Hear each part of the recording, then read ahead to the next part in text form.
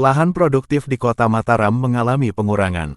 Lahan sawah dilindungi atau LSD yang awalnya 509 hektar kini menjadi 339 hektar.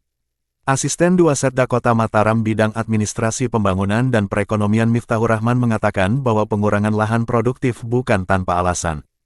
Ia menegaskan bahwa pembangunan di perkotaan itu lebih kepada sektor tersier. Selain dari banyaknya pusat perdagangan dan perumahan, juga semakin tingginya dinamika penduduk secara kuantitatif yang semakin meningkat. Untuk itulah perlunya infrastruktur pendukung yang menunjang aktivitas di perkotaan.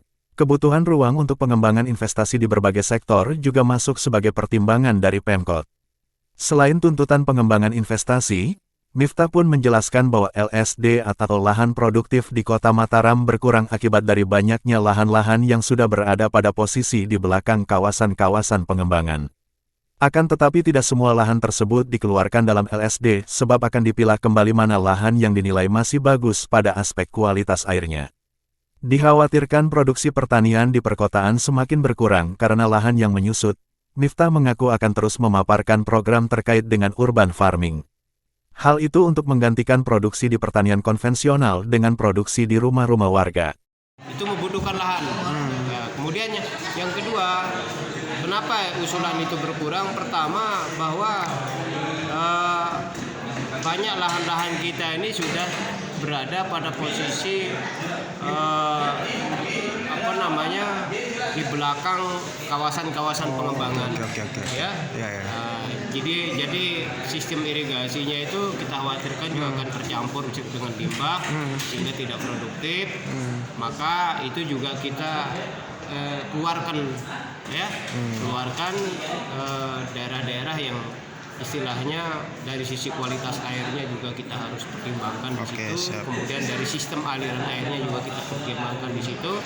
Tapi kalau yang masih irigasinya teknis, kemudian kualitas airnya masih terjaga, dan dari sisi kesusian lahannya masih bagus, istilahnya lahan kelas 1 untuk pertanian, ya tetap kita pertahankan. Siap. Artinya ini ada angin segar buat pengembang atau properti yang untuk bukan pengembang properti saja, untuk semua, ya.